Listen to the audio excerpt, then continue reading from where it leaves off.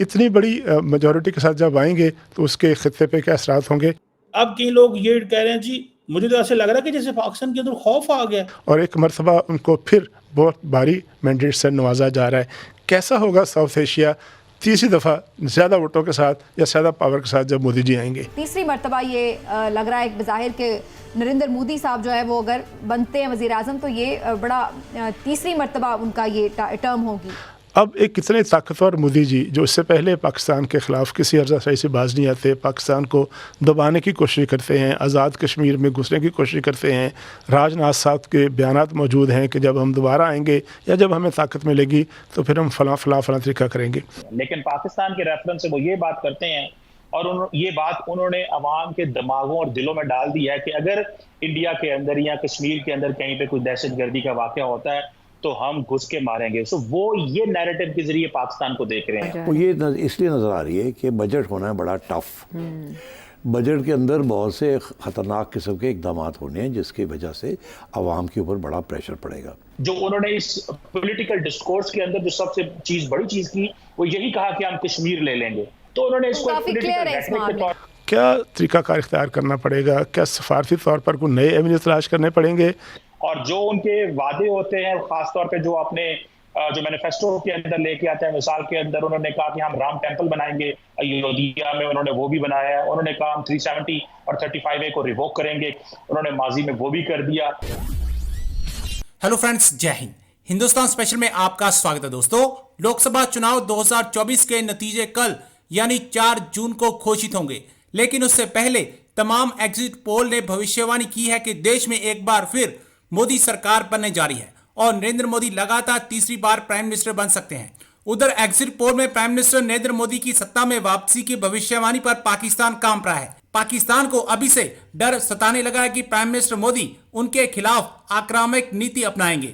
पाकिस्तान के विदेश सचिव आजाद चौधरी ने कहा है कि ट्रैक रिकॉर्ड से पता चलता है कि मोदी चुनावी घोषणा पत्र को लागू करते हैं, इसलिए इस बार वह भारत को एक हिंदू राज्य बनने का प्रयास करेंगे। जो भी वो कुछ कहते हैं उसे कर ही छोड़ते हैं। वह पाकिस्तान के प्रति बहुत ही आक्रामक नीति अपनाने वाले हैं। एग्जिट पोल में अनुमान लगाया गया कि एनडीए को 346 सीटें, इंडिया गठबंधन को 162 सीटें और अन्य को 35 सीटें मिलने की उम्मीद है। एग्जिट पोल के आंकड़े सामने आने के बाद चीन और पाकिस्तान ने प्रतिक्रिया दी है। चीन ने यहां भारत से संबंध बेहतर होने की उम्मीद जताई है, तो पाकिस्तान पूरी तरह से खौफ में आ गया है। तीसरी मरतबा ये लग रहा है एक बज़ाहिर के नरेंद्र मोदी साहब जो है वो अगर बनते हैं वज़ीर आज़म तो ये बड़ा तीसरी मरतबा उनका ये टर्म होगी। हाउ डू यू सी जिस तरह से इलेक्शंस हुए हैं, जिस माहौल में हुए हैं। बहुत शुक्रिया। देखिए, पहली बात तो ये है कि नॉर्मली हिस्ट्री यही कहती है कि इंडिया के अंदर जो इलेक्शंस है उसके रिजल्ट को एक्सेप्ट किया जाता है। पहली बात, तमाम एग्जिट पोल्स एक ही फिगर बता रहे हैं, मिलती जुलती तकरीबन 350 के करीब जो है वो सीटें ले जाएंगे नरेंद्र मोदी। अगर वो 350 सीटें ले जाते हैं अपना उनका जो एनडीए का जो अलायंस है उसके साथ, तो उनके पास एक बड़ी मेजॉरिटी होगी। वो बहुत बड़ी तब्दीलियां कर सकते हैं, वो कॉन्स्टिट्यूशन में तब्दीलियां कर सकते हैं। याद रखें कि नरेंद्र मोदी अब तो ये कह रहे हैं कि मैं 1000 साल की प्लानिंग करके जाऊंगा इंडिया के लिए। वो ऐसी बातें भी कर रहे हैं। और जो उनके वादे होते हैं खासतौर पे जो अपने जो मैनिफेस्टो के अंदर लेके आते हैं, मिसाल के अंदर उन्होंने कहा कि हम राम टेम्पल बनाएंगे अयोध्या में, उन्होंने वो भी बनाया है। उन्होंने कहा हम 370 और 35A को रिवोक करेंगे, उन्होंने माजी में वो भी कर दिया। तो वो बहुत सारे जो प्रोमिसेस हैं, एंड अबव ऑल जो उन्होंने इंडिया की इस वक्त 5वीं बड़ी इकोनॉमी है, कहा यह जा रहा है कि अगले साल 2025 और 26 के अंदर ये IMF की प्रोजेक्शंस हैं कि इंडिया अगेन जो है वो जापान एंड जर्मनी को भी क्रॉस कर जाएगा। और वो कह रहे हैं कि हम आइंदा कुछ साल में, अगले 5 साल तक हम $6 ट्रिलियन की इकोनॉमी बनना जा रहे हैं। अभी $3.8 ट्रिलियन है।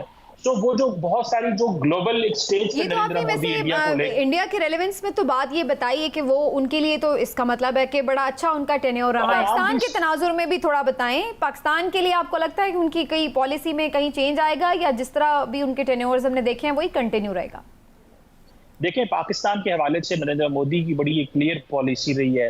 वो कहते हैं कि हमने भारत को पाकिस्तान के लेंस से चलाना बंद कर दिया है। अब वो एक आज़ाद मुल्क है, वो जैसे जिंदगी गुजारना चाहें गुजारें, हमें उनसे कोई लेना देना नहीं है। लेकिन पाकिस्तान के रेफरेंस से वो ये बात करते हैं और ये बात उन्होंने अवाम के दिमागों और दिलों में डाल दी है कि अगर इंडिया के अंदर या कश्मीर के अंदर कहीं पे कोई दहशतगर्दी का वाकया होता है तो हम घुस के मारेंगे। सो वो ये नैरेटिव के जरिए पाकिस्तान को देख रहे हैं। दूसरा, वो कहते हैं हमने उनसे बात ही नहीं करनी क्योंकि हमारा उनसे कोई लेना देना बनता नहीं हो, वो अपना कारोबार करें, हम अपना काम करें। पाकिस्तान जो है वो जारी बात है बड़ी दफा सिग्नलिंग कर चुका है। हमारे प्राइम मिनिस्टर मौजूदा हुकूमत जो है, अभी अगले दिन नवाज शरीफ साहब ने भी स्टेटमेंट जारी की थी, कहा था, फिर उससे पहले शहबाज शरीफ साहब भी कह चुके हैं, साथ धार ने भी सिग्नल्स किए हैं। लेकिन इंडिया की तरफ से ये कहा जा रहा है कि हम कारोबार और बात अभी पाकिस्तान से नहीं करना चाहते क्योंकि अभी हालात अच्छे नहीं है, बेहतर नहीं है, वहां पे पॉलिटिकल स्टेबिलिटी नहीं है, और बहुत सारे वो उनके दहशतगर्दी को लेकर के वो बातें करते हैं। गो के पाकिस्तान कश्मीर के हवाले से हमारी पॉलिसी क्लियर है। तो क्वेश्चन ये आता है कि इंडिया बात नहीं करना चाहता और ना ही कोई इस वक्त बड़ी ताकत है जो इंडिया को मजबूर कर सके, ना ही अमेरिकन ये कर सकते हैं, ना ही कोई और मुल्क कर सकता, क्योंकि वो तमाम ममालिक को कहते हैं कि ये हमारा बायलैटरल मामला है, इसमें हम खुद देखेंगे। और जब से उन्होंने कश्मीर का स्टेटस चेंज कर दिया, वो तो कहते हैं ये हमारा बिल्कुल इंटरनल मामला है, किसी को कोई राय नहीं है। सो लगता नहीं है कि पाकिस्तान के दरमियान और इंडिया के दरमियान ब्रेक थ्रू होगा और ऐसी कोई चीज होने वाली नहीं है। हाँ, जो उन्होंने इस पॉलिटिकल डिस्कोर्स के अंदर जो सबसे बड़ी चीज की, वो यही कहा कि हम कश्मीर ले लेंगे। तो उन्होंने इसको अब पाकिस्तान और क्या सोच रहा है? पाकिस्तान ये सोच रहा है जी कि नरेंद्र मोदी जो मैनिफेस्टो में लिखता है उसको इम्प्लीमेंट करता है। उसने राम मंदिर का लिखा था, उसने कर दिया। उसने 370 का लिखा था, उसने कर दिया। उसने कर दी चीजें। अब कई लोग ये कह रहे हैं जी, मुझे तो ऐसे लग रहा है कि जैसे पाकिस्तान के अंदर खौफ आ गया, नरेंद्र मोदी आ गया। हालांकि खौफ वाली बात ही कोई नहीं है इसमें। आप कौन सा डिपेंडेंट है इंडिया के ऊपर? हाँ, थोड़ी सी मेडिसिन वगैरह के लिए डिपेंडेंट है, और क्या चीजें चाहिए? मतलब आपका क्या कुछ आता है वहां से? मतलब it's going to be another 5 years just the same, 10 years more, that's it. तो हमने ये 10 साल और गुजार लेंगे तो पिछले कौन सा 75 साल 65 साल में जो है वो बड़ा शीरो शक्कर थे इंडिया के साथ। क्वेश्चन ये नहीं है कि आपने इंडिया का बिहेवियर चेंज नहीं करना थ्रू थर्ड एक्टर, आपने अपना बिहेवियर चेंज करना है एज ए फर्स्ट एक्टर। ठीक है जी, पाकिस्तान के बारे में वो उन्होंने टफ लाइन ली है तो लेने दें, सो व्हाट, आप भी लें। आप किसने रोका है? आपने ले लेके देख लिया ना क्या होता है। आपने टफ लाइन ले लेके देख ली है क्या होता है। भाई देखिए, मेरी बात सुने, मुजाहिदीन तैयार करना एक और चीज है, मुजाहिदीन के साथ साथ कारोबार करना दूसरी चीज है। आपने सिर्फ मुजाहिदीन तैयार किए हैं, आपको पता ही नहीं है कारोबार करना कैसे है।